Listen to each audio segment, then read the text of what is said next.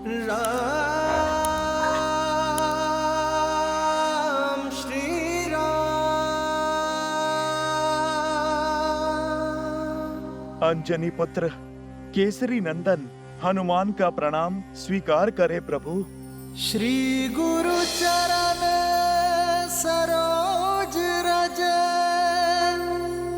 निज मनु मुकुरु सुधारी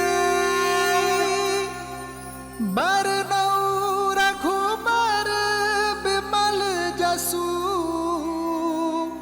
जो दायकु फाल चारी। जो जन्म से ही अपने प्रभु श्री राम की बाट जो रहा है, जिसके जीवन का एकमात्र उद्देश्य केवल आप है प्रभु, आपकी भक्ति है। आज वर्षों की सूखी मेरे मन की धरा पर आपके आगमन की वर्षा हो ही गई प्रभु। मेरे विश्वास की जीत हो ही गई प्रभु। मेरे आराध्य, मेरे प्रभु, मेरे श्री राम आ ही गए।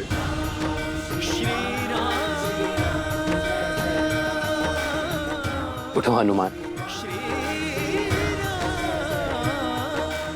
हनुमान का स्थान चरणों में नहीं, राम के हृदय में है।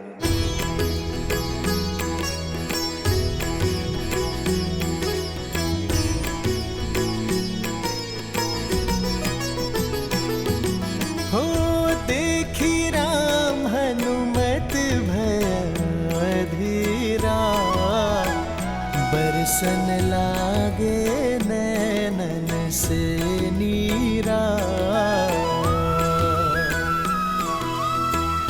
तुम समान मम भक्त न दूजा, हृदय लगाए कि हे प्रभु पूजा।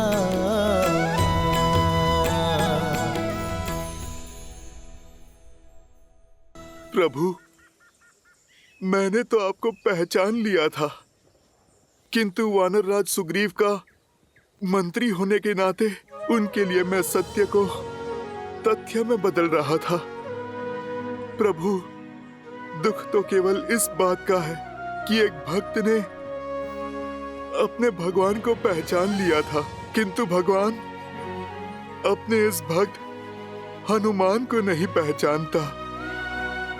यदि पहचान लेता तो आपके ज्ञान का, प्रेम का और स्नेह का दर्शन कैसे कर पाता, और पहचानता भी कैसे हनुमान। आपने अपने ज्ञान से और वेशभूषा में इतना उलझा जो दिया था हमें। भूल हो गई प्रभु, भूल हो गई। एक भक्त को अपने भगवान के समक्ष ज्ञान और ब्राह्मण का वेश धर के नहीं, निश्चल मन और निर्मल तन के साथ जाना चाहिए। भैया लक्ष्मण,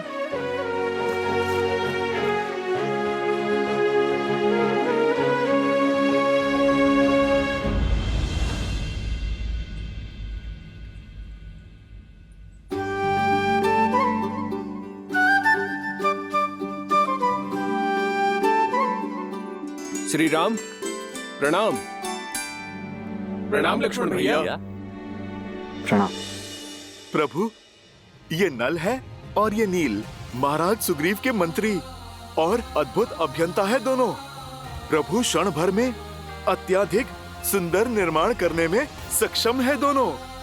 बस श्री राम, जो भी सीखा है हनुमान जी से सीखा है, क्यों नील? उचित भ्राता।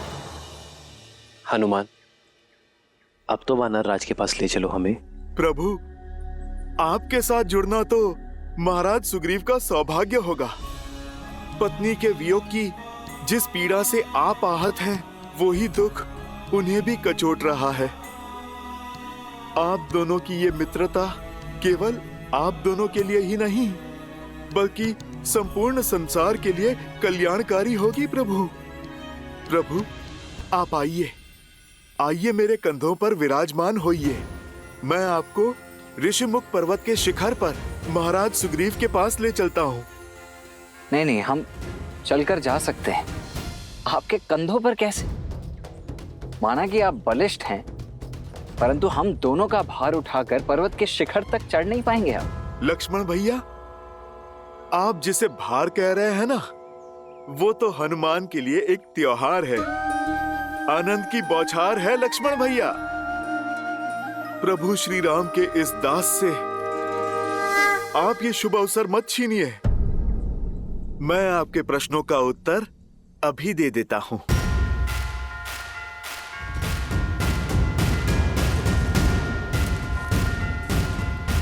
जय श्री राम।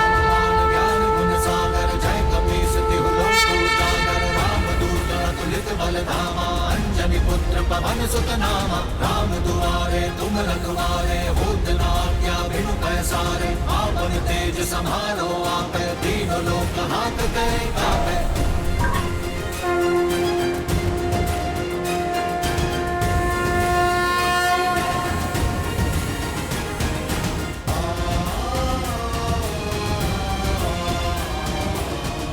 आओ लक्ष्मण।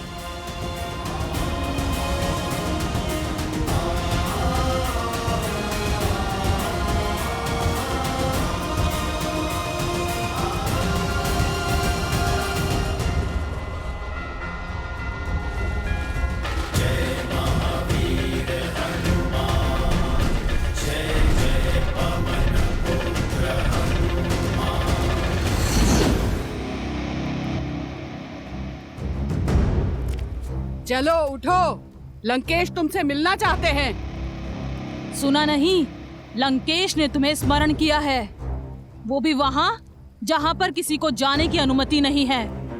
जिसने भी प्रयास किया उसकी जीवन लीला समाप्त हो गई। यदि मिलना है तो यहाँ आ जाए, मैं कहीं नहीं जाऊंगी। बंदी होकर भी इतना अभिमान, इतना अहंकार?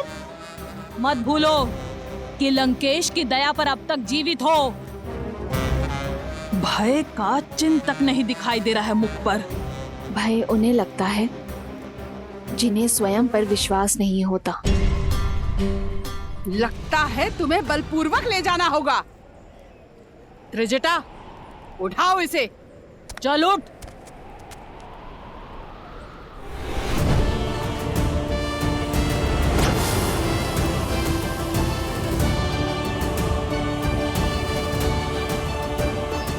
मैं तुम्हें क्षति नहीं पहुंचाना चाहती हूँ। जानती हूँ तुम केवल अपने महाराज के आदेश का पालन कर रही हो।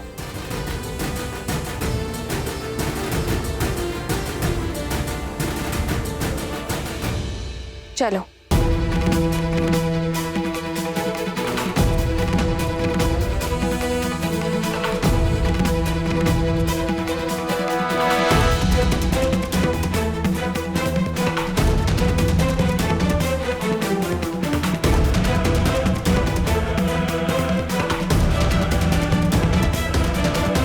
तुम्हारे अभिमान और निर्भयता दोनों का अंत होने को है। जहां लंकेश के अतिरिक्त आज तक कोई नहीं गया, उस मायावी स्थान से तुम्हारा बुलावा आना शुभ नहीं है। तुम्हें तनिक अंतिम बार देख तो लूं।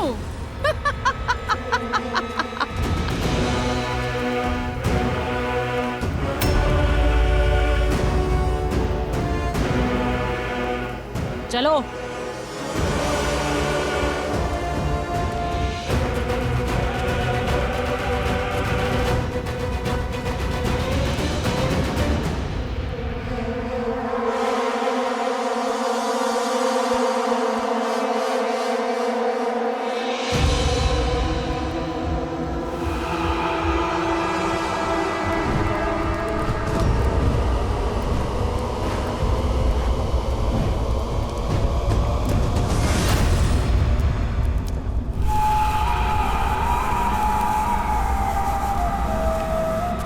यहाँ से आगे तो हमें भी जाने की आज्ञा नहीं है। तुम अकेले भीतर जाओ। अगर जीवित रही तो पुनः मिलेंगे।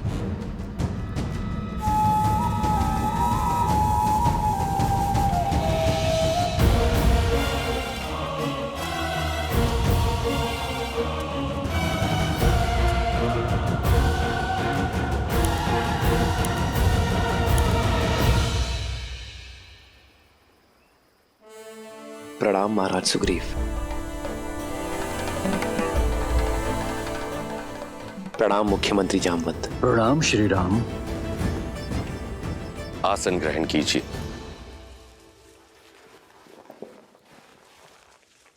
कहिए श्री राम, इस घनघोर वन में मुझे ढूंढते हुए कैसे आना हुआ? निर्वासित हूं, सैन्यहीन हूं, परंतु जो भी बन पड़ा मैं अवश्य करूंगा। हमें गंधर्व धनु और माता शबरी ने बताया कि आप ही हमारी सहायता कर सकते हैं। मैं? परंतु संकट क्या है?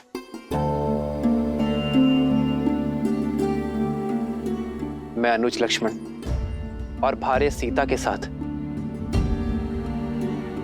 पंचवटी में वनवास के अंतिम दिन बिता रहा था। तब एक दुष्ट राक्षस रावण ने मेरी सीता का हरण कर उसे अपने विमान में दक्षिण की ओर ले गया।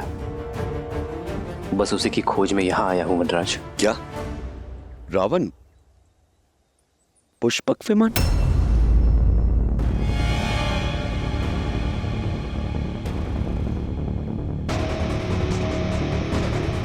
क्या हुआ वानरराज, आप अचानक मौन हो गए? आपकी चिंता का कारण जान सकता हूं? श्री राम, मेरे पास कुछ है जो मैं आपको दिखाना चाहता हूं। हनुमान,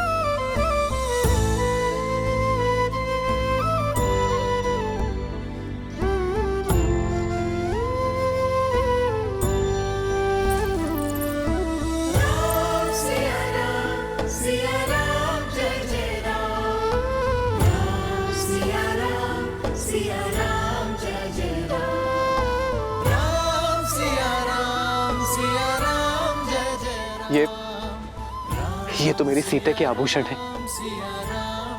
ये आपको कहां से मिले महाराज? मेरे वानरों को वन में मिले थे। उन्होंने बताया कि हम वन में भोजन इकट्ठा कर रहे थे, तभी आकाश से आकर ये गिरे। हमने देखा एक विमान में कोई राक्षस किसी स्त्री को ले जा रहा था। यानी मेरी सीता, मेरी सीता पीड़ा में थी। वो मुझे सहायता के लिए पुकार रही थी और मैं उसकी सहायता नहीं कर सका। लक्ष्मण, ये मेरे सीते के ही आभूषण है ना? देखो लक्ष्मण। क्षमा कीजिए भैया, परंतु मैं इन आभूषणों को नहीं पहचानता। आज तक मैंने भाभी माँ को केवल उनके चरणों से ही देखा है। मैं तो उन्हें उनके चरणों से ही पहचानता हूं भैया। उनसे दृष्टि मिलाकर बात करने का दुस्साहस आज तक नहीं किया मैंने। अन्य आभूषणों का तो ज्ञात नहीं, किंतु प्रतिदिन उनके चरण स्पर्श करने के कारण मैं ये अवश्य जानता हूं कि ये पायल निश्चित रूप से भाभी मां गई है।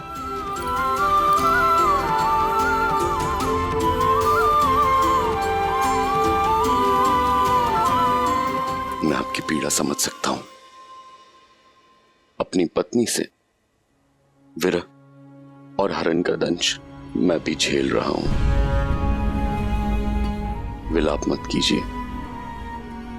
कदाचित नियति ने हमारे पथ किसी उद्देश्य से ही मिलाए हैं।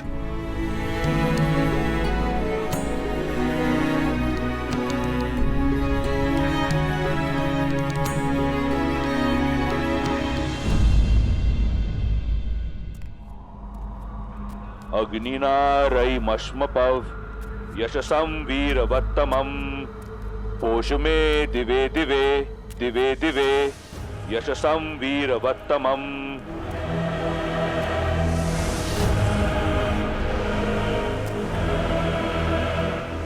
मेरे ज्ञान के गर्भगृह में स्वागत है तुम्हारा। आओ बैठो।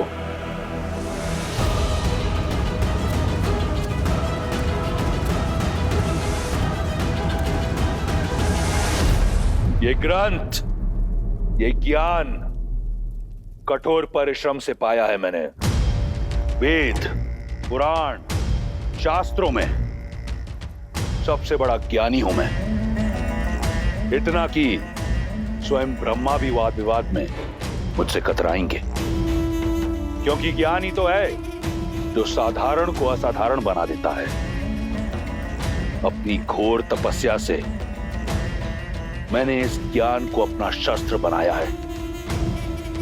मैंने तुम्हें यहां इसलिए बुलाया क्योंकि तुम ज्ञान की नगरी मिथिला से हो।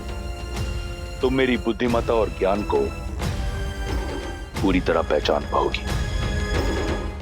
अब बताओ, क्या है तुम्हारे राम में इतना ज्ञान?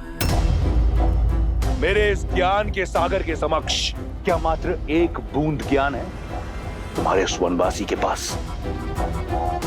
क्या नहीं हूं मैं उस वनवासी से श्रेष्ठ?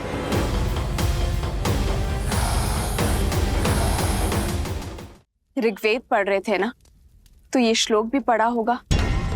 हे विद्वान, यथा नदी पर्वत शिलाशु पराक्रमी तमम विछिन्दति। अवश्य पढ़ा है। खंड 2 सर्ग 41 श्लोक 17।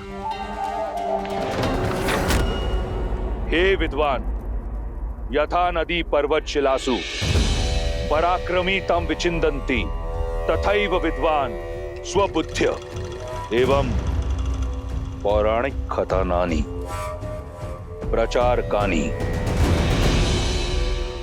जनाशयति। रुक क्यों गए? श्लोक पूरा पढ़ो। शिष्ट वचने उदात्त करुणा च स्त्रिय प्रणमाम इति। श्लोक पढ़ा पर अर्थ कदाचित नहीं समझा होगा। मैं बताती हूँ, जिसका अर्थ है, हे विदुषी, जिस प्रकार नदी का तीव्र भाव अपने साथ ऊंचे पर्वतों और शक्तिशाली चट्टानों को चकनाचूर कर देता है, उसी प्रकार एक स्त्री का ज्ञान हर मिथ्या, हर भ्रम को तोड़ने में सक्षम है। हमें अपने करुण भावों और आचरण से ऐसी स्त्रियों के सामने नतमस्तक होना चाहिए।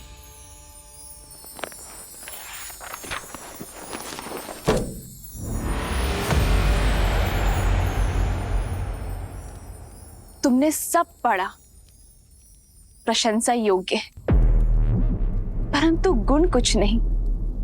ये शोक है। ज्ञान केवल पुस्तक पढ़ने से नहीं, उन्हें जीवन में उतारने से सार्थक होता है। ज्ञान की लौ होते हुए भी अज्ञानता से, अहंकार से और अधर्म के तमस से घिरे हो तुम, और फिर अपनी तुलना मेरे श्री राम से करते हो। बुद्धि और चरित्र के बिना ज्ञान शून्य है। मेरे श्री राम के चरित्र में गरिमा है और बुद्धि में साक्षात ब्रह्म का वास है, जो अपने ज्ञान को धर्म और न्याय की तुला में तोलते हैं, और वहीं तुम अभिमान का हाथ थामे धर्म और न्याय का वध करते हो। तो ऐसा ज्ञान किस काम का? जिसे तुम अहंकार समझती हो, वो मेरा आत्मविश्वास है। इस राक्षस के पास जब कुछ नहीं था, तब भी केवल आत्मविश्वास था। इस संसार ने मुझे कुछ दिया नहीं। मैंने जो पाया, प्रहार से। वीर भोग्य वसुंधरा। जो वीर होता है, ये धरा उसकी दासी है, और केवल वो वसुंधरा भोग सकता है। शास्त्र भी यही कहता है। और वीर किसे कहते हैं रावण? जो अपने साहस से, प्रयास से और परिश्रम से जीते, छल और माया से नहीं। मायावी अपना लक्ष्य कामना से पाते हैं और वीर अपने कर्म से। यजुर्वेद कहता है, हे शुद्धा आशीर्वाद दायिनी, पापाद अनैतिकाद प्रदूषणात् च सर्वान् शुद्धिं कुरु, मिथ्याथः देवशाद ईर्ष्याया कुंठानाम च शुद्धिं कुरु। अर्थात हे पवित्र और आशीषमयी नारी, हमें हमारे पापों से, मन तन की मलिनता से, हमारी बुरी कामनाओं से मुक्त करें। हताशा, असत्य और घृणा, ईर्ष्या से दूर रखो। और तुमने उसी पाप और कलंक नाशिनी को कलंकित करने का प्रयास किया है। राम से ईर्ष्या और मनुष्य से घृणा के चलते तुमने मेरा हरण किया। मनुस्मृति कहती है, जहां स्त्रियों की पूजा होती है वहां देव बसते हैं। और तुम एक स्त्री का अपमान कर रहे हो। यहां काल तांडव करेगा रावण। कहते हैं ज्ञान जहां से भी मिले ले लेना चाहिए।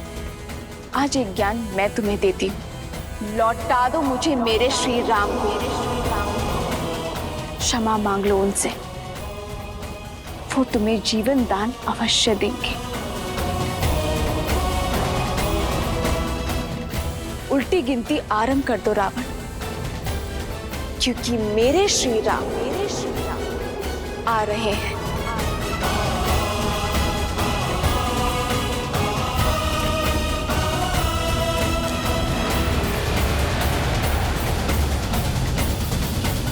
हमारे यहाँ आने का प्रयोजन तो आपने जान लिया वानर राज, परंतु अपने कष्ट का कारण अब तक नहीं बताया आपने।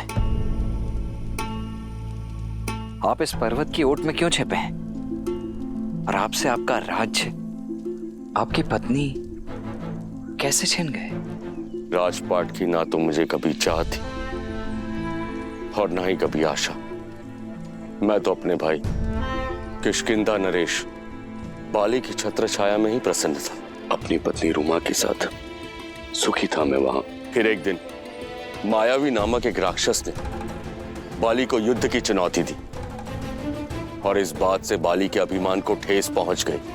बाली को वरदान प्राप्त था कि जो उससे युद्ध करेगा उसका आधा बल बाली में आ जाएगा।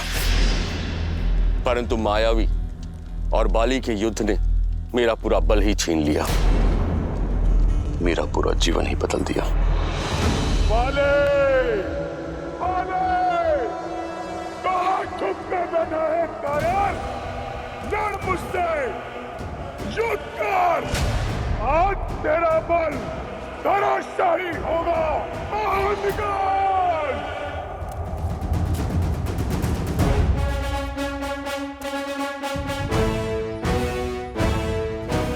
लगता है तुम्हारी मृत्यु तुम्हें मेरे द्वार तक खींच लाई है, इसलिए युद्ध के लिए ललकारा है। भागता कहां है कायर? रुक!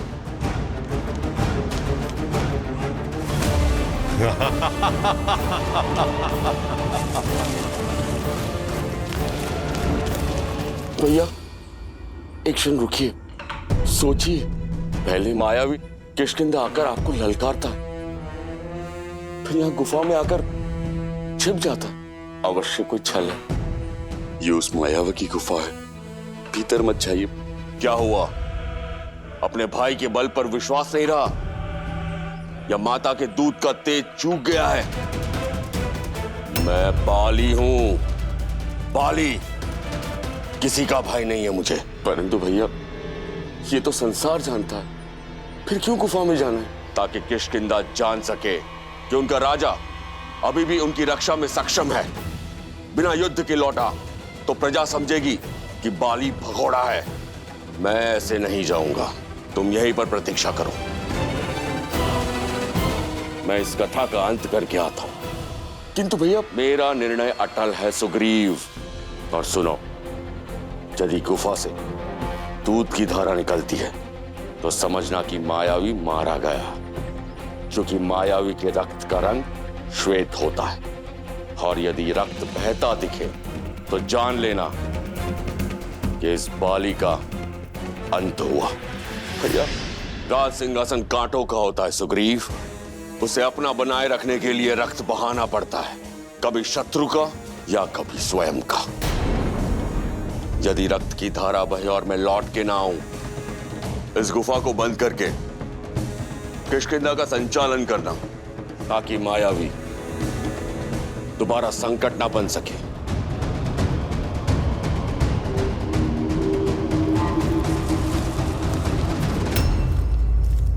प्रहार से दिन बीते, दिन सप्ताह में बदले और सप्ताह महीनों में।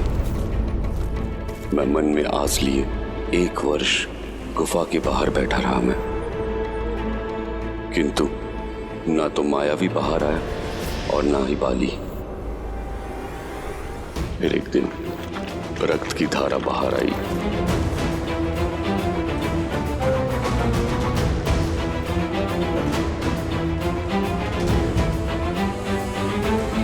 भैया बाकी भैया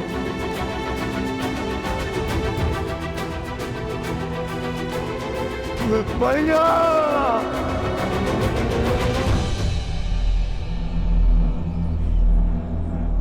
रक्त की धारा देख मुझे लगा मेरा भाई मर गया। किसी भांति अपने आंसू रोक किष्किंधा की सुरक्षा का दायित्व उठाने चल पड़ा।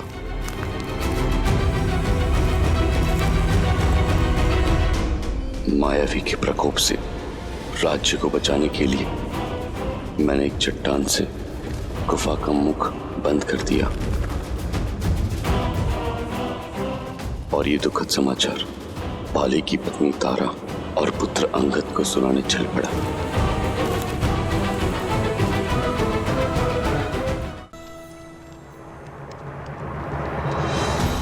अपने भाई को मृत मान मैं वानर नियम निभाने लगा। उसका राज्य किष्किंधा, उसकी पत्नी तारा और पुत्र अंगद को सहस्त्र अपना लिया। फिर एक दिन सब कुछ बदल गया। बाली गुफा से बाहर निकल आया। वो रक्त की धारा बाली की नहीं, वो मायावी की माया थी। बाली मुझे ही नहीं समझा। वो मुझ पर उस गुफा में बंद करने का आरोप लगाने लगा और उसी के दंड स्वरूप मुझे राज्य से निष्कासित कर मेरी पत्नी को बलपूर्वक बंदी बना लिया। आज से तुम मेरी पत्नी हो।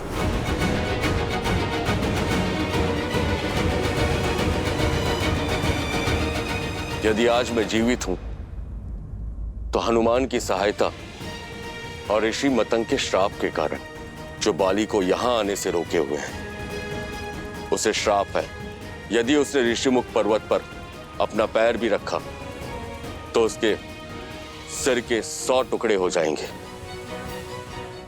किंतु जीवित रहने का एक दंश भी है। मुझे अपनी पत्नी का वियोग, उसकी पीड़ा के आभास के साथ ही जीना है।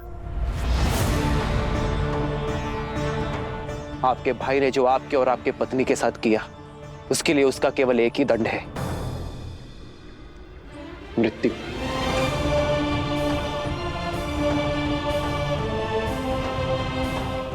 आपका बड़ा भाई आपकी पत्नी के पिता समान है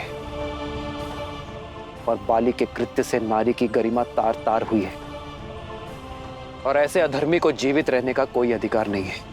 उचित कहा भैया, बाली को उसके पापों का दंड अवश्य मिलना ही चाहिए। परंतु कैसे? महाबली है वो, मुझ में उनसे लड़ने का सामर्थ्य नहीं है। और कोई भी लड़े, जो उसके समक्ष जाएगा उसका बल आधा हो जाएगा। महाराज सुग्रीव, आप मन से भय को निकाल फेंकिए। जब नौका समक्ष है तो जलधारा अवश्य पार होगी, क्योंकि मेरे प्रभु श्री राम आ गए हैं, जिनके स्पर्श से पत्थर में भी प्राण खिल जाए। महाराज सुग्रीव, वो अवश्य ही कोई मार्ग निकालेंगे। नियति ने आप दोनों को किसी उद्देश्य से ही मिलाया है। यदि आप प्रभु श्री राम से संधि कर लें तो आप में बल भी आ जाएगा और सामर्थ्य भी। हनुमान, संधि के अपने कुछ नियम होते हैं। वो या तो दो राज्यों के बीच होता है या दो राजाओं के बीच होती है, किंतु यहाँ ना राम के पास कोई राज्य है ना ही तुम्हारे पास, तो ये संधि किस आधार पर होगी? स्वामी, आपने सुना अंगद क्या सूचना लेकर आया है?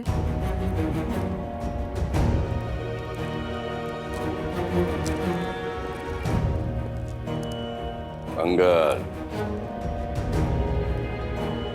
राम और उनके भाई लक्ष्मण को सुग्रीव से मिलते देखा गया है। स्वामी, यदि उनकी संधि हुई तो आपके ऊपर संकट की तलवार मंडराना निश्चित है। स्त्री होना, राय का पर्वत बनाने का गुण तो प्रकृति ने दिया है तुम्हें। रोको, अपने विचारों को रोको तारा। महाबली हूं मैं, इस ब्रह्मांड का सबसे शक्तिशाली जीव हूं मैं। और तुम कहती हो कि मुझे सुग्रीव से संकट है, जो मुझसे भयभीत होकर ऋषिमुख पर्वत पर जाकर छुपा है। मुझे उन वनवासियों से क्या संकट जो स्वयं अपने राज्य से निष्कासित कर दिए गए हैं, जिनके पैरों में कांटों से बचने के लिए पादुकाएं नहीं है, वो मेरे मार्ग का कांटा क्या बनेंगे?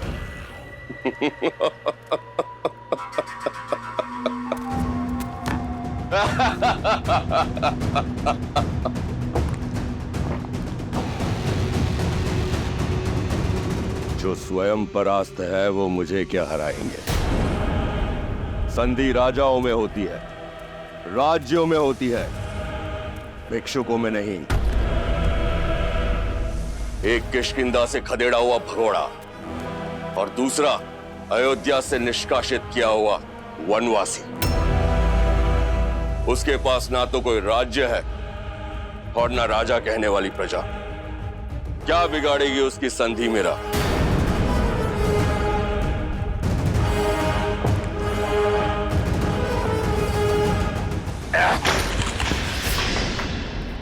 अंगद, पुत्र अंगद, उचित अनुचित का निर्णय बल से होता है। यही युद्ध नीति है और यही राजनीति।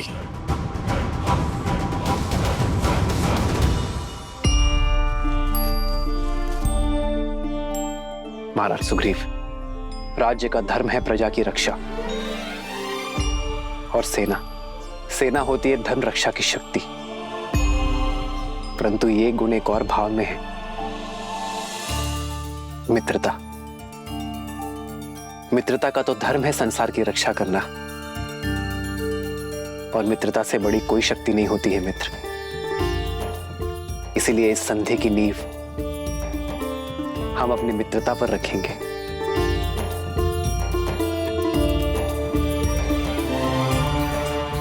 मित्रता एक ऐसा बंधन है जो हर संबंध से ऊपर है। हम अपना मित्र स्वयं चुनते हैं, और वही हमारा जीवन, हमारा पथ, हमारा व्यक्तित्व और हमारा भविष्य निर्धारित करता है। मित्रता से बड़ा और सच्चा दूसरा कोई संबंध नहीं है। जिसने अपने जीवन में एक श्रेष्ठ मित्र बना लिया, उसने राज्य और राज्य का सुख सब पा लिया मित्र।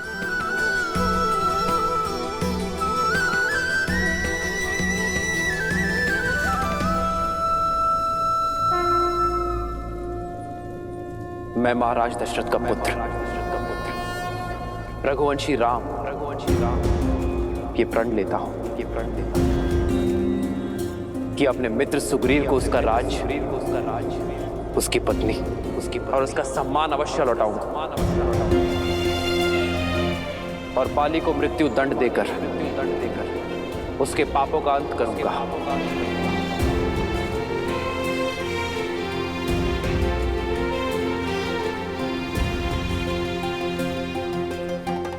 और इसके बदले ना ही मुझे सुग्रीव से कोई आशा है और ना ही कोई मांग। प्रभु श्री राम की जय, प्रभु श्री राम की जय। धन्य हैं आप प्रभु, आप धन्य हैं।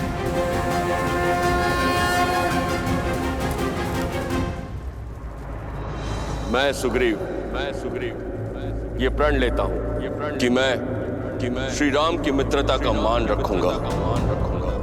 श्री राम को देवी सीता तक पहुंचने के लिए आकाश पाताल एक कर दूंगा। देवी सीता को रावण के चंगुल से मुक्त कराने के लिए अपना सारा बल और ज्ञान अर्पित कर दूंगा।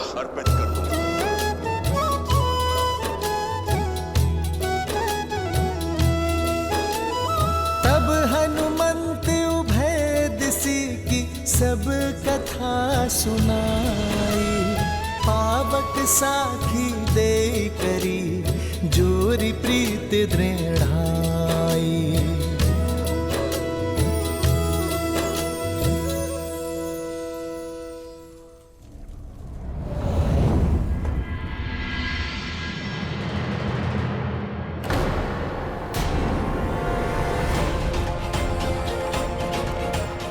ये क्या हुआ? ये लंकेश के पास से सुरक्षित कैसे आ गई?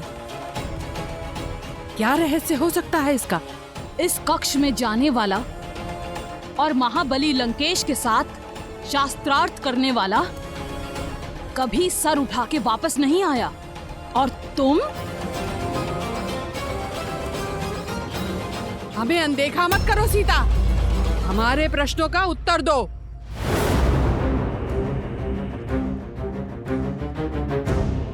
तुम्हारा ये अभिमान, ये अहंकार, ये निर्भीकता चुपती है। त्रिजटा, जैसे इसको छूते ही हमारे हाथ जल गए थे, वैसे ही हम आज इसके साथ इसके अभिमान को स्वाहा कर देते हैं।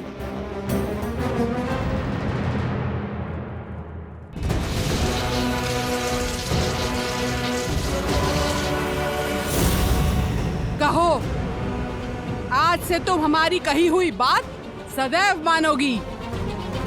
वचन दो, अन्यथा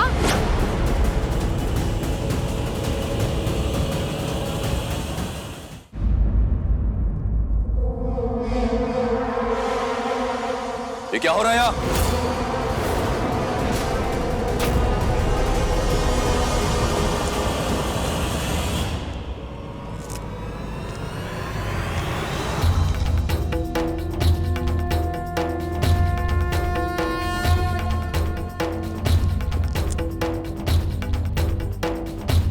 विष्णु तिलक,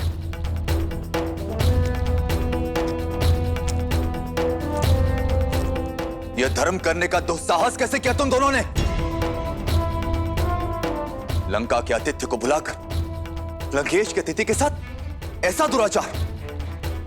जाकर बताओ मैं लंकेश को, इनकी देखभाल की आज्ञा का निरादर कर अपनी सीमाओं को लांघ रही हो तुम दोनों। फेंको खड़क। भूल हुई हमसे, क्षमा कर दीजिए। लंकेश से कुछ मत कहिएगा। ऐसी भूल आगे से नहीं होगी। इसे मेरी अंतिम चेतावनी समझो। जाओ यहां से।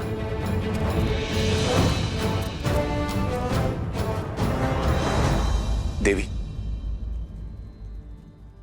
इनकी ओर से मैं आपसे क्षमा मांगता। मैं लंकेश का अनुज विभीषण हूं। आपको जो कष्ट हुआ उसके लिए क्षमा प्रार्थी हूं। आइए, आपको आपके स्थान तक छोड़कर आता हूं। मेरा स्थान मेरे श्री राम के पास है, क्या आप वहां मुझे छोड़ सकते हैं?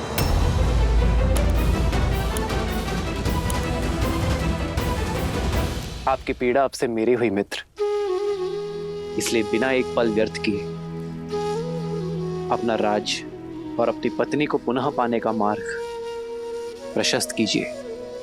कैसा मार्ग?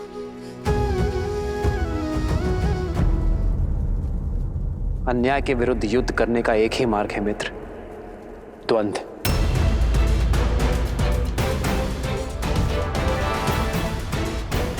आप बाली को द्वंद्व युद्ध के लिए चुनौती देंगे। क्या? बाली से युद्ध? आपको भ्रम है श्री राम, महाबलशाली है वो। मैं बाली को मारना तो दूर, उसके सामने कुछ पल तक टिक नहीं सकता। यदि मैं उसको युद्ध में परास्त कर सकता तो यहां भगोड़ों की भांति मैं छिपता क्यों? मुझे आशा नहीं थी कि आप मुझे आत्महत्या का मार्ग सुझाएंगे। श्री राम, आपने मुझे बाली के वध का वचन दिया है और यहां तो आप उसके हाथों मेरा ही वध करवाने लगे। मुझे मेरा वचन स्मरण है मित्र, किंतु आप अपनी आत्मशक्ति को भुला चुके हैं। कहां है वो सुग्रीव जो बाली की अनुपस्थिति में समस्त किष्किंधा को संभालता था? मित्र केवल उसकी सहायता करते हैं जो संघर्ष से भागते नहीं बल्कि उसमें भाग लेते हैं। ये युद्ध आपका है मित्र, और जो अपना युद्ध स्वयं नहीं लड़ते उसका हाथ तो नारायण भी नहीं थामते। इसलिए पहला पग बढ़ाएं, बाली को युद्ध के लिए चुनौती दें और रघुकुल के वंशज के वचन का पालन उन्हीं पर छोड़ दें।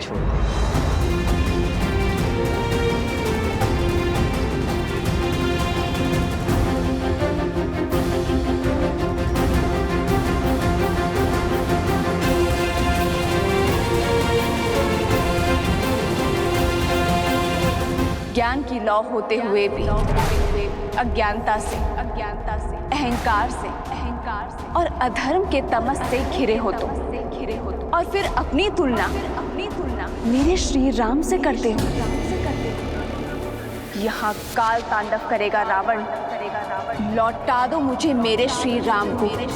क्षमा मांग लो उनसे, वो तुम्हें जीवन दान अवश्य देंगे।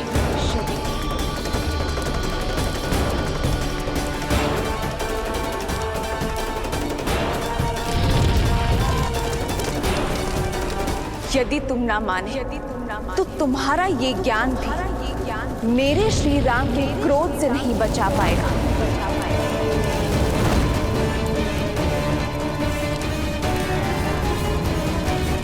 उल्टी गिनती आरंभ कर दो रावण, क्योंकि मेरे श्री राम आ रहे हैं।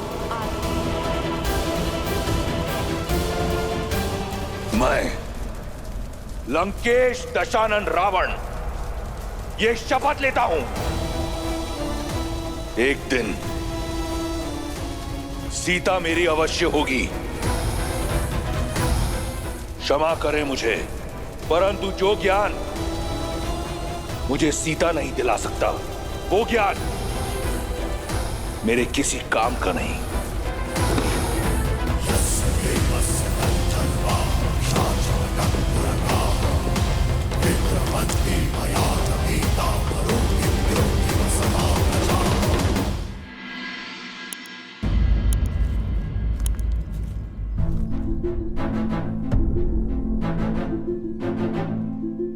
सबकी चिंता हरने वाले प्रभु श्री राम के आगमन के बाद भी आपके मुख पे चिंता का भाव क्यों महाराज? महाराज की चिंता अकारण नहीं है हनुमान। बाली के बल से श्री राम अनभिज्ञ हो सकते हैं, किंतु हम सब परिचित हैं। जामवन जी उचित कह रहे हैं। बाली की शक्ति के समक्ष वानर श्रेष्ठ अधिक समय तक टिक नहीं पाएंगे। पर कदाचित आप लोग प्रभु श्री राम के बल से परिचित नहीं। सहस्त्रों राक्षसों का संहार करने वाले मेरे प्रभु श्री राम हैं वो। अपने वचन पे अडिग रहने वाले सूर्यवंशी हैं वो। उनका वचन व्यर्थ नहीं हो सकता। अच्छा जामवन जी, आप बताइए, मेरे बल बुद्धि पे तो कोई शंका नहीं है ना आपको? महाराज, मेरा सामर्थ्य तो मेरे प्रभु के चरणों की धूल जितना भी नहीं है। मेरी शक्ति का स्रोत मेरे प्रभु श्री राम की भक्ति ही तो है, जिनकी कृपा से मैं बली हूं। उनके बल पे संदेह उचित नहीं महाराज। हनुमान, तुम्हारी शक्ति और भक्ति दोनों पर स्वयं से अधिक विश्वास है मुझे, किंतु मेरी शंका का कारण बाली का असमित बल है।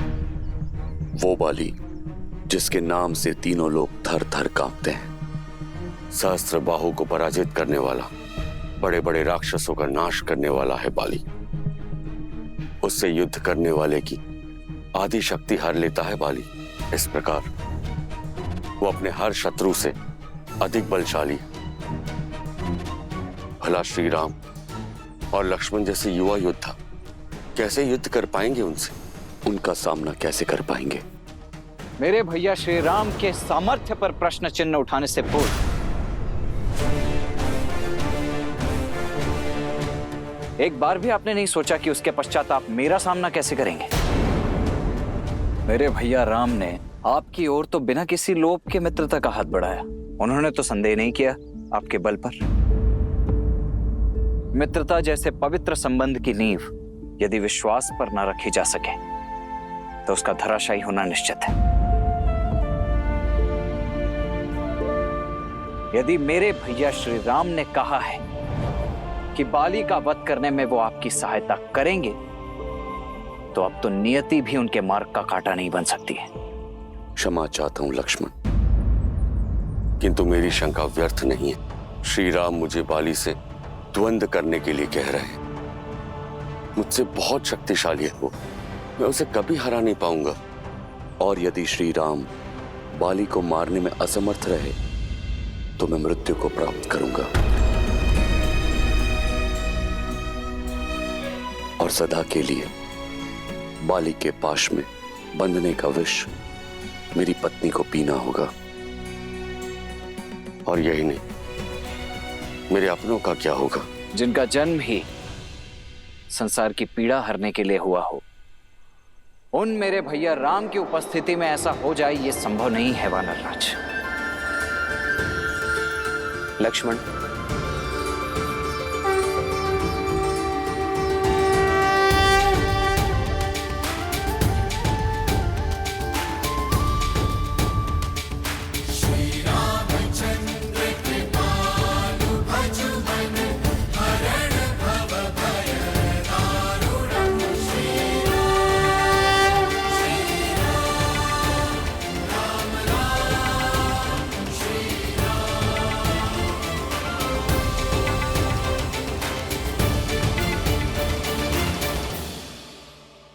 एक मित्र की शंका दूर करने का दायित्व दूसरे मित्र का होता है,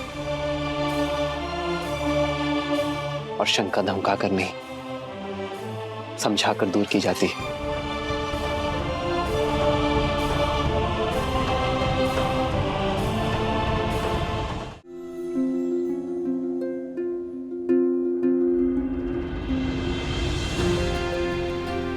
बताइए सुग्रीव, ऐसी कौन सी शंका है जो आपको कचोट रही है? मैं आपके हर संदेह को समाप्त करने का प्रयास करूंगा। क्षमा करे श्री राम, किंतु मेरे संदेह की जड़ बाली की शक्ति है, उसका पराक्रम, उसका बल जिसकी कोई सीमा नहीं है। एक बार अति बलशाली राक्षस दुंदुभि, जिसका शरीर पर्वत के समान था, जिसके नाम से मानव और दानव ही क्या, देवता भी थर थर कांपते थे, उस दुंदुभि ने किष्किंधा आकर बाली को चुनौती दी।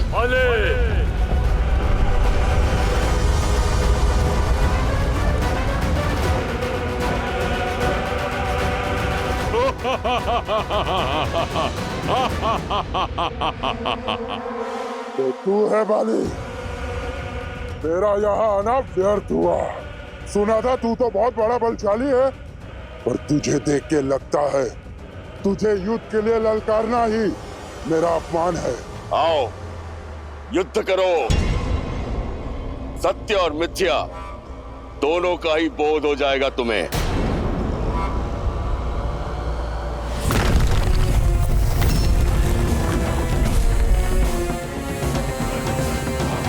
आनंद आएगा। अब अपनी मृत्यु के लिए सज्ज हो जाओ बाले।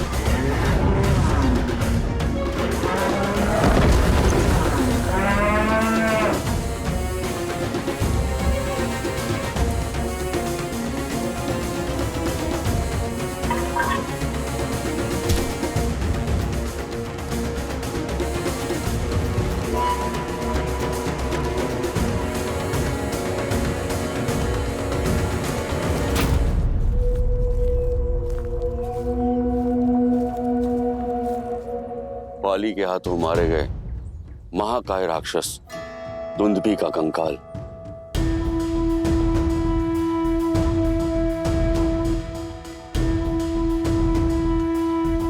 परसों से आज भी इस ऋषिमुख पर्वत पर पड़ा है। आज तक किसी में इतना साहस, इतना सामर्थ्य नहीं कि इसे लेश मात्र भी हिला पाए। ना अकेले ना समूह में। सोचिए, जिसके कंकाल में इतना बल हो वो दुंदुभी कितना शक्तिशाली होगा, और उस दुंदुभी को उठाकर योजनों दूर तक फेंक देने वाले बाली किस बल का स्वामी होगा। महाराज, आप मेरे प्रभु पर विश्वास रखिए, वो आपकी हर एक समस्या का निवारण करेंगे।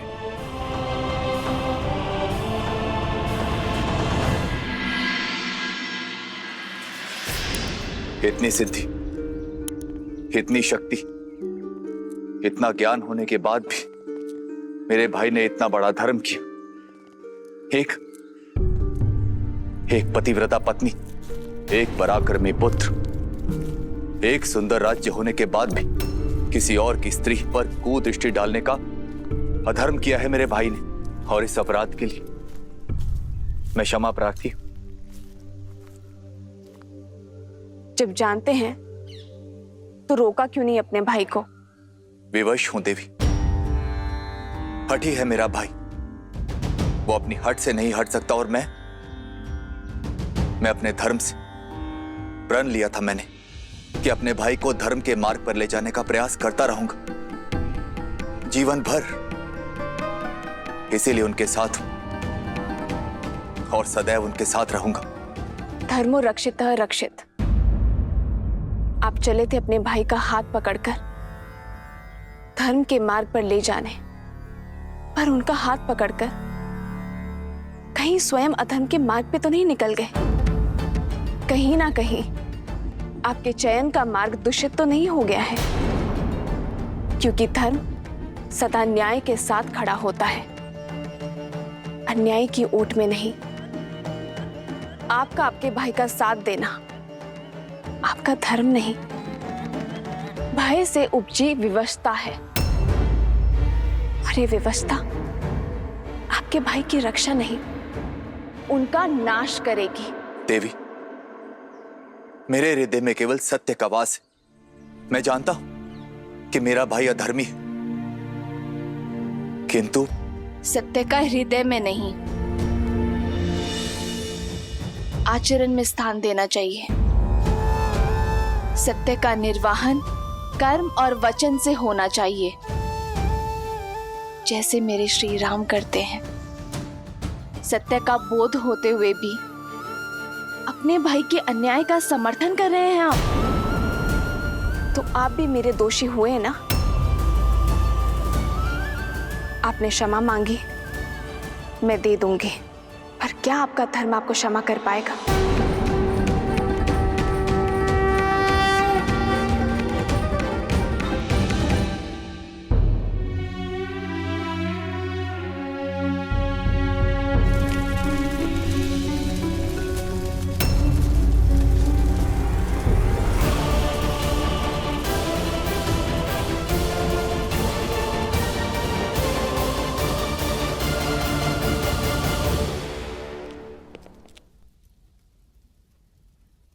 प्रणाम माता। मेघनाथ, इन जलते दीपकों ने तो मंदिर की शोभा और बढ़ा दी।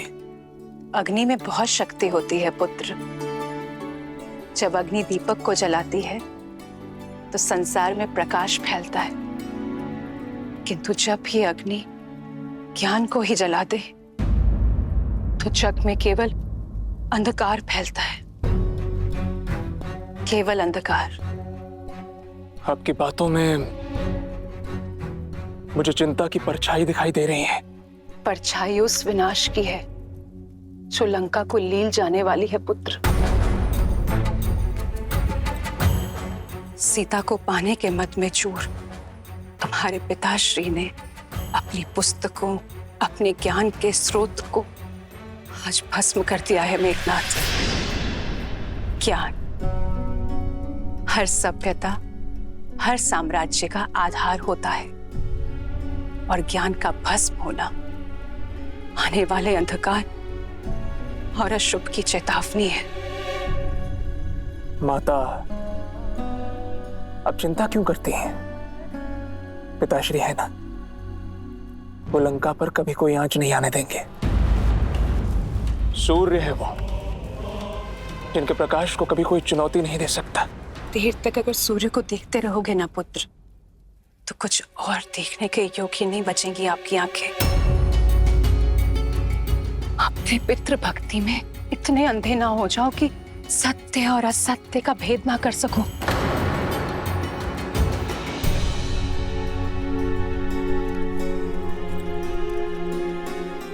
ये दीपक जलाओ मेघनाथ।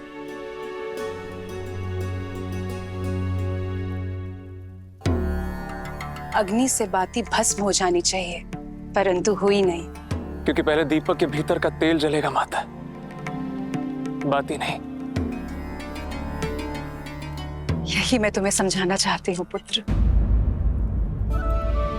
अग्नि बाती पकड़ती है, पर पहले तेल जलता है। सारा तेल भस्म होने के बाद बाती राख बन जाती है। लंकेश के अहंकार और वासना की बाती ने अग्नि पकड़ ली है पुत्र, किंतु उन्हें अभी इस ताप का आभास नहीं होगा, क्योंकि पहले लंका का वैभव और उसके संसाधन जल जाएंगे, और जब उन्हें इस बात का एहसास होगा तब तक बहुत देर हो चुकी होगी पुत्र। मुझे भय है कि सीता के हरण पहले लंका तेल की बाती और उसके पश्चात हमारा पूरा परिवार बाती की भांति जल जाएगा मेघनाथ। केवल तुम इस विनाश को रोक सकते हो मेघनाथ।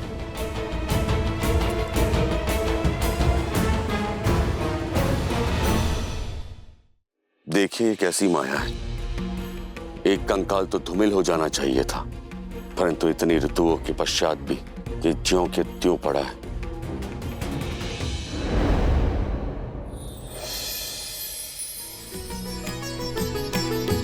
हो कह सुग्रीव सुनहु रघुबीरा,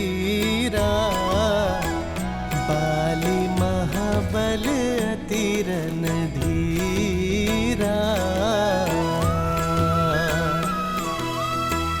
दुंदुभि अस्थिति ताल देख राए, बिनु प्रयास रघुनाथ ठाए।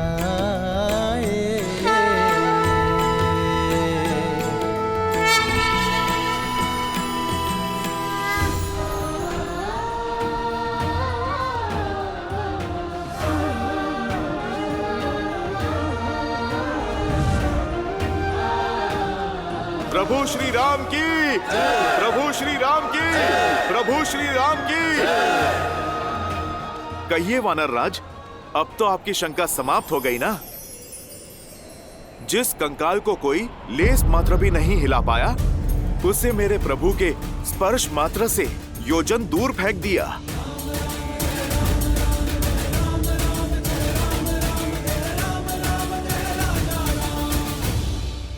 प्रतीत होता है कि आपकी चिंता और भी बड़ी है मित्र। आपके बाहुबल का परिचय मुझे तो मिल गया, किंतु बाली के बल से आप अभी भी अपरिचित हैं। धनुर्विद्या में पारंगत है वो, इतना तीव्र है वो कि युद्ध भूमि में प्रतीत होता है जैसे बाली 10 दिशाओं से एक साथ प्रहार कर रहा है।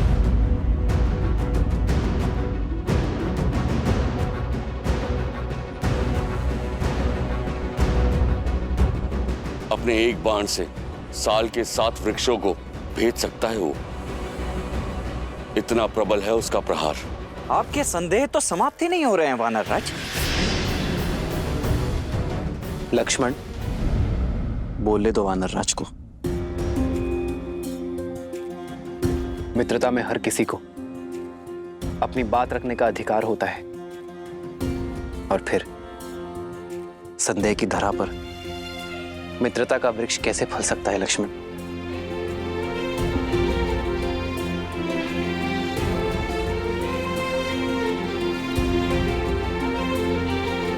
मैं आपके इस संदेह का अंत करने के लिए भी सजग हूं मित्र।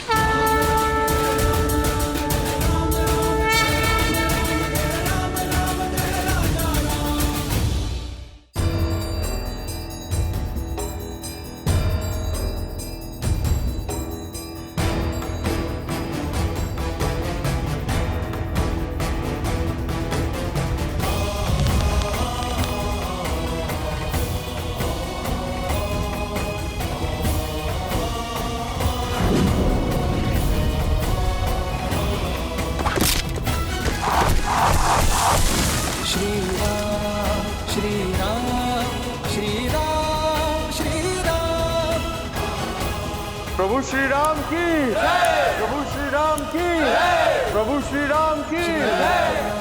श्री राम, श्री राम, श्री राम। दुंदुभि का कंकाल और ये वृक्ष वो नहीं है जो प्रतीत होते हैं।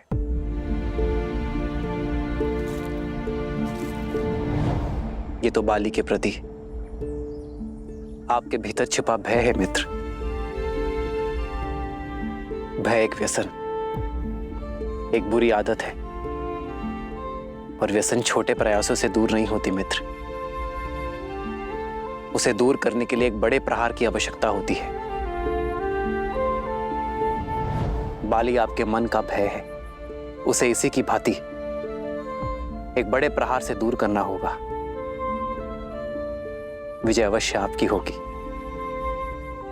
यदि आपके मन में अब भी कोई संदेह है तो मुझे बताइए मित्र, मुझे क्षमा कर दो श्री राम।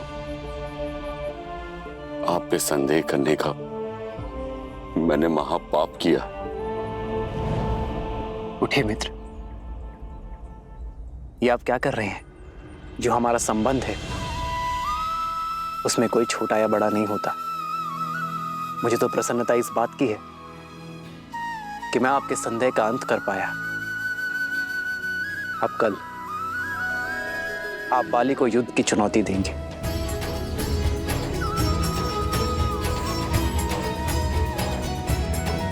श्री राम श्री राम श्री राम श्री राम। आइए प्रभु, आइए। प्रभु, महाराज सुग्रीव बाली को द्वंद्व की चुनौती देकर यहीं पर लाएंगे। प्रभु, इस स्थान से आप युद्ध क्षेत्र पे पूरी दृष्टि रख पाएंगे और आपके लक्ष्य के बीच कोई भी बाधा नहीं आएगी।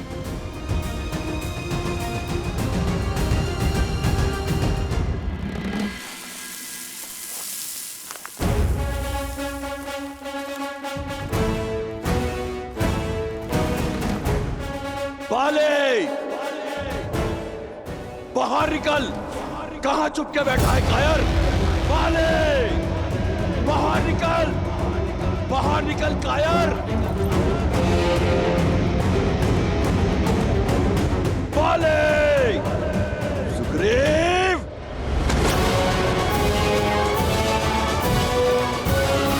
रुक जाइए स्वामी। मूर्ख मत बनो तारा। आज मृग स्वयं सिंह की गुफा में आया है। छोड़ो।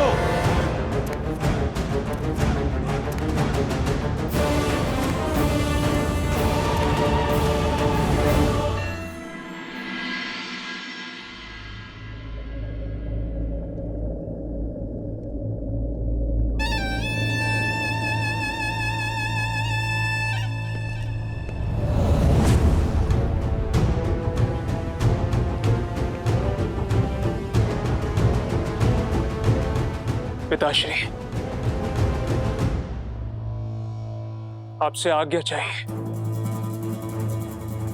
स्पष्ट रूप से आपसे एक बात करने के लिए। प्रश्न ये है कि जो मेरे समक्ष खड़े होकर मुझसे बात करना चाहता है, क्या वो मेरा पुत्र है या लंका का युवराज? युवराज नहीं पिताश्री, आज यहां एक पुत्र है, अपने पिता से अपने मन की बात करने के लिए आया है। तो निर्भय होकर कहो। अब जब से सीता को लंका लेकर आए, माता अति चिंतित रहती है। पर स्त्री को लेकर आपके भीतर बढ़ रही इच्छाएं, आपका अपने ज्ञान के गर्भगृह को स्वयं जलाकर भस्म कर देना, इससे माता का भय और बढ़ रहा है। क्या कहा तुम्हारी माता ने? कि आग जब दीपक की बाती को पकड़ लेती है तो बाती से पूर्व वो उसके भीतर के तेल को जलाती है और फिर बाती भस्म हो जाती है। लंका का वैभव भस्म हो रहा है पिताश्री, और उसका प्रारंभ हमारे अपने ज्ञान के भंडार से हुआ है। तो अब रावण के आचरण से लंका के युवराज को समस्या होने लगी है। नहीं पिताश्री, मैं केवल एक सरल समाधान लेकर आया हूं। आप मुझे आज्ञा दीजिए, मैं अभी उस राम को मारकर उसका मृत शरीर सीता को दिखाता हूं। बस एक बार उसकी आशा दम तोड़ दे तो वो आपको स्वीकार कर लेगी। राम की मृत्यु उपरांत सीता अपनी पतिव्रता धर्म से मुक्त हो जाएगी। तब वो आपसे विवाह अवश्य करेगी, और आपसे विवाह होने के पश्चात, सीता का हमारे परिवार का अभिन्न अंग बन जाने के पश्चात, आपकी प्रतीक्षा के साथ साथ माता की चिंताएं भी सदा सदा के लिए समाप्त हो जाएंगी। जो विधाता ने स्त्री बनाई तो उसे 5 नहीं 6 तत्वों से बनाया। वो छठा तत्व है चिंता। जब मैंने तुम्हारी मां को शादी का प्रस्ताव दिया तो वो चिंतित हुई। जब मैंने शनि को बंदी बनाया तो वो चिंतित हुई। जब मैं सीता के स्वयंवर में गया वो चिंतित हुई। जब मैंने विद्युत जीवा को मारने का निश्चय किया वो चिंतित हुई। और आज जब मैं सीता को हर कर लाया हूं वो चिंतित हुई। स्त्रियां क्षण भर में दिल का ताड़ बना लेती हैं। क्या तुम्हें क्षण भर के लिए भी लगता है कि मैं उस वनवासी से भयभीत हूं? जब मेरे पास कुछ भी नहीं था मैं तब भी भयभीत नहीं था। यदि मैं चाहता तो उस राम का वध उस वन में एक क्षण में कर देता, परंतु जो योजना मैंने बनाई है उसके अनुसार राम का जीवन मृत्यु से कई दुखदाई होगा। दीपक स्त्रियां जलाती हैं और हम जैसे योद्धा अपने शत्रुओं की चिताएं जलाते हैं। युवराज हूं मैं लंका का और इस सत्य से भली भांति अवगत हूं कि लंका को स्त्रियों की चिंताओं ने नहीं, अभी तो हम पुरुषों के प्रबल भुजाओं और शौर्य ने बनाया है।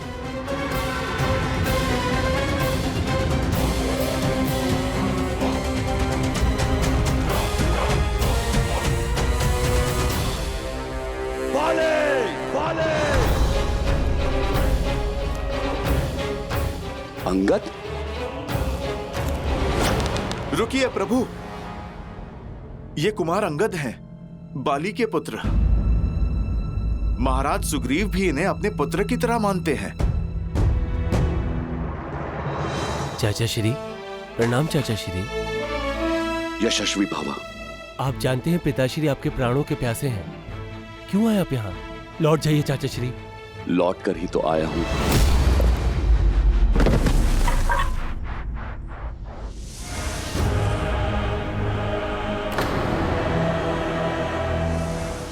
और सीधा उस काल के पास जाएगा जहां से कोई नहीं लौटता।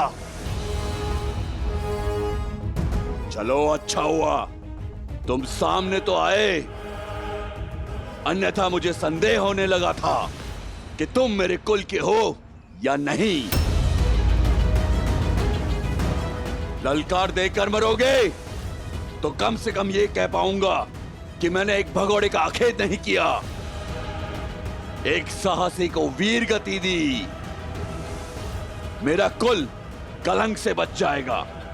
मैं भी यहां युद्ध की मंशा से ही आया हूं, तो मृत्यु प्राप्त करने के लिए सज्ज हो जाओ।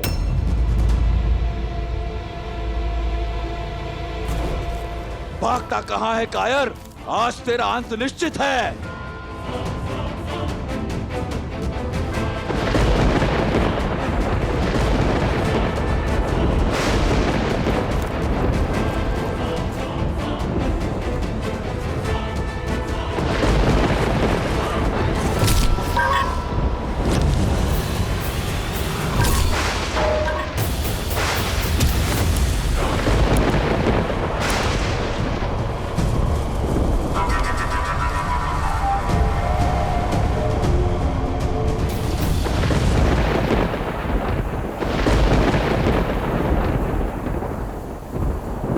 देखा प्रभु, कैसे बाली ने महाराज सुग्रीव की आधी शक्ति ले ली।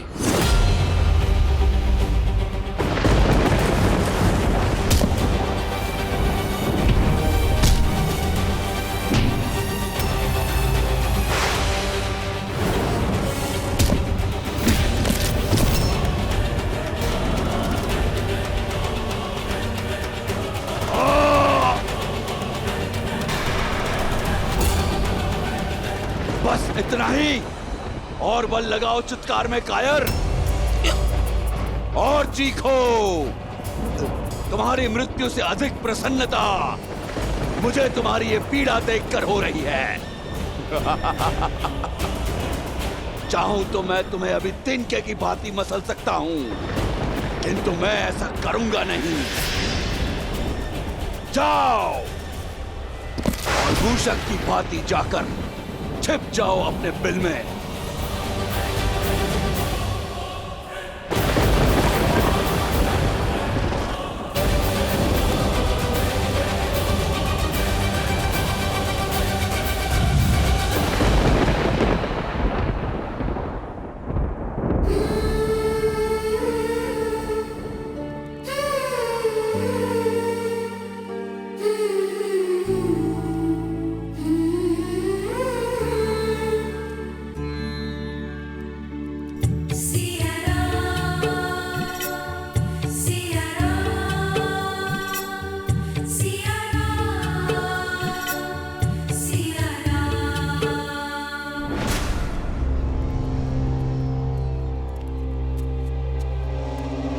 खा लो, मरना तो है ही, भूखी रहकर क्यों? जब तक दशानन प्रसन्न है खा लो, और यदि दशानन रुष्ट हो गए तो ना भोजन मिलेगा और ना जल, और ना ही जिसके नाम की तुम रट लगा के बैठी हो वो राम कभी आएगा। लंका अवश्य सोने की बनी है, पर मकड़ी के पाश की भांति है। रहस्यों का पिटारा है ये लंका। जन्म यहाँ लिया, जीवन यहाँ बिताया, और हमें भी नहीं पता कि ये लंका कितनी बड़ी है और इसमें कितना रहस्य छुपा है। यदि तुम्हारा राम तैरते डूबते यहाँ तक आ भी गया तब भी तुम्हें खोज नहीं पाएगा वो। दशों लोकों के स्वामी लंकापति महाराज दशानन पधार रहे हैं।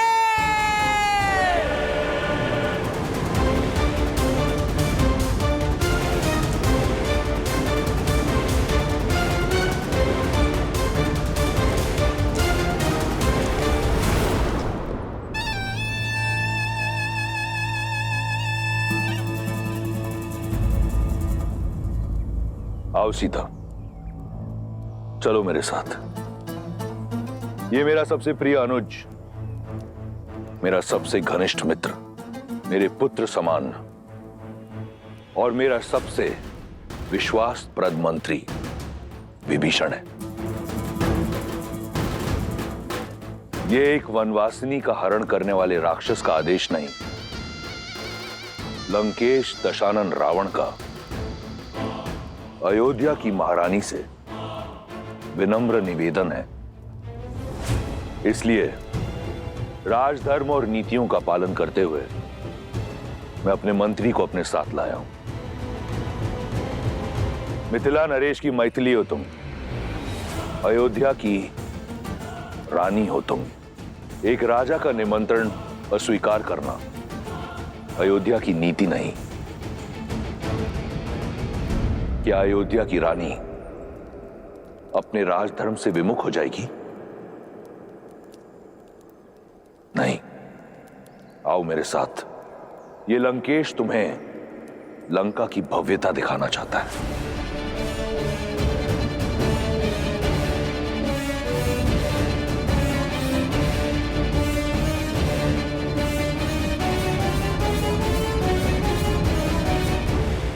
चलो।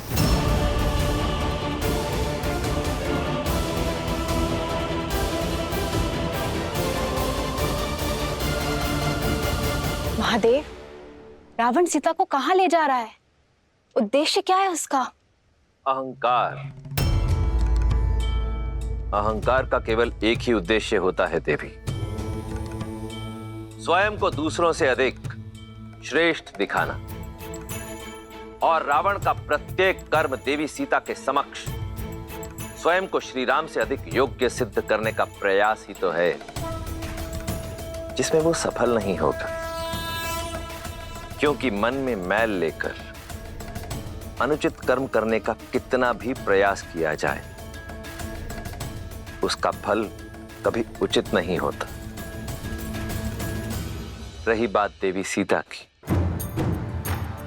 तो मिथिला से मिले संस्कार और अयोध्या की गरिमा को अपने आंचल में लपेटे प्रभु श्री राम से मिले प्रेम के बल के सहारे देवी सीता हर बाधा को पार कर जाएंगी।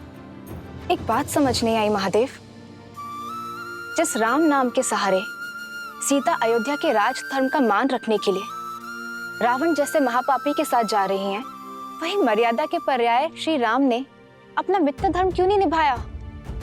बाली को मारने का वचन पूर्ण क्यों नहीं किया? मूक दर्शक बन सुग्रीव की व्यथा देखते रहे। क्यों महादेव, क्यों? देवी अत्यंत व्यथित प्रतीत होती हैं। मर्यादा पुरुषोत्तम है श्री राम, और मर्यादा पुरुषोत्तम की मर्यादा पर कभी संदेह नहीं करते देवी। श्री राम जो भी करते हैं उसके पीछे सदैव एक बड़ा उद्देश्य छिपा होता है। सुग्रीव की सहायता क्यों नहीं की, इसका उत्तर भी शीघ्र मिल जाएगा।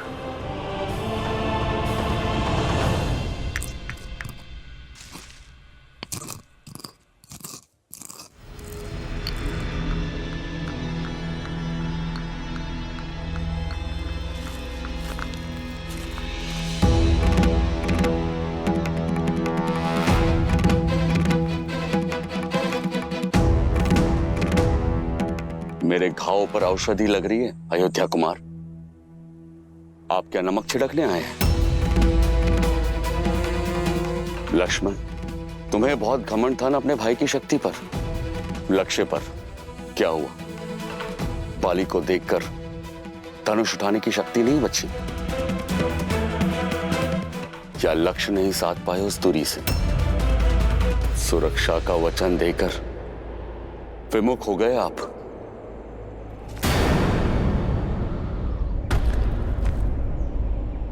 पर आपका भी क्या दोष? बाली के बल से बड़े बड़े योद्धा भी भयभीत हो जाते हैं। आपके हाथ भी भय से कांप गए होंगे। सीमा मत लांघिए वानर राज।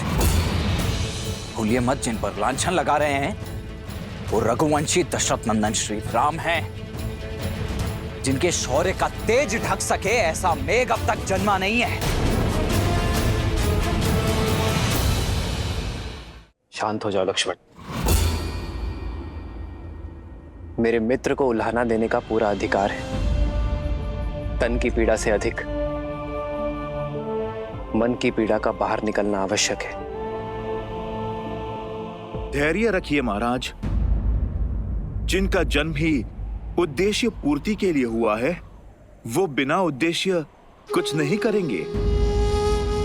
महाराज, यदि प्रभु ने बाण नहीं चलाया तो उसका कोई कारण अवश्य होगा। क्या कारण होगा हनुमान? और अब क्या मैं अपने मन की व्यथा तक नहीं कह सकता? आप पर आपकी मित्रता का विश्वास का मोल अपने जीवन से चुकाना पड़ सकता था मुझे। ऐसी होती है मित्रता। सच्ची मित्रता तो वो है जो अपने मित्र को हानि से बचाए, उसके प्राण की रक्षा करे, ना ही उसके प्राणों का संकट बन जाए। मित्र, मैंने बाण इसलिए नहीं चलाया मित्र, क्योंकि तुम्हारे प्राण रक्षा करना चाहता था। धनुष मैंने अवश्य उठाया था, लक्ष्य भी साधा था। ना अपना वचन भूला हूं मित्र, और ना ही बाली से भयभीत हुआ हूं। हाँ, भ्रमित अवश्य हुआ हूं। मुझे ये ज्ञात ही नहीं था मित्र कि आप दोनों भाई दिखने में बिल्कुल एक समान हैं। आप दोनों का रूप रंग, भाव भंगिमा, आकार विकार, नाक नक्श इतने समान हैं। ये सत्य है मित्र कि मैं ये निर्णय ही नहीं कर पाया कि आप दोनों में से कौन बाली है और कौन सुग्रीव।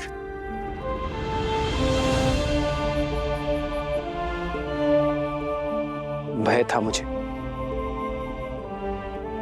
अपने मित्र को खोने का, उसके प्राण हरने का। बाली के स्थान पर यदि मेरे बाण आपको लक्ष्य बना देते तो मैं स्वयं को कभी क्षमा नहीं कर पाता मित्र। बस यही कारण है कि मेरे हाथ रुक गए।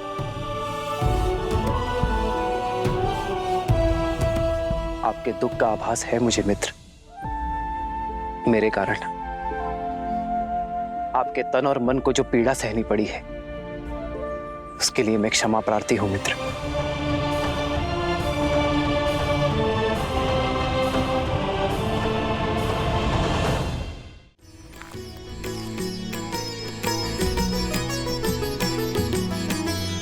एक रूप तुम भ्राता दो, तेहि भ्रमते नहीं मरे सो।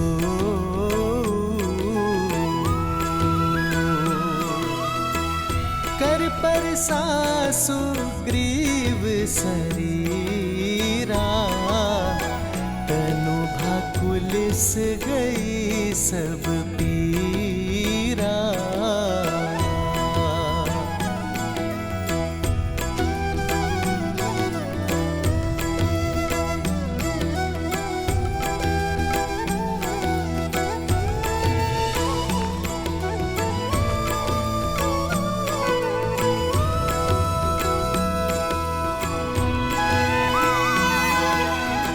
क्षमा मांगकर मुझे और लज्जित ना करे श्री राम।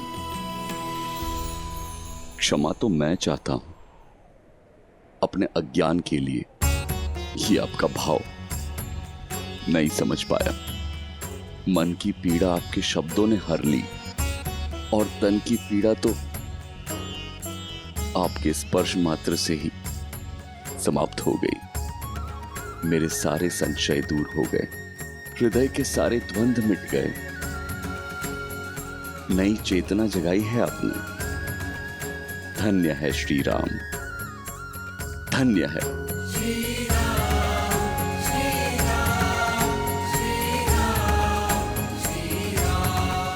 बताइए क्या आदेश है मेरे लिए? मित्र, आप बाली को पुनः युद्ध के लिए ललकारेंगे।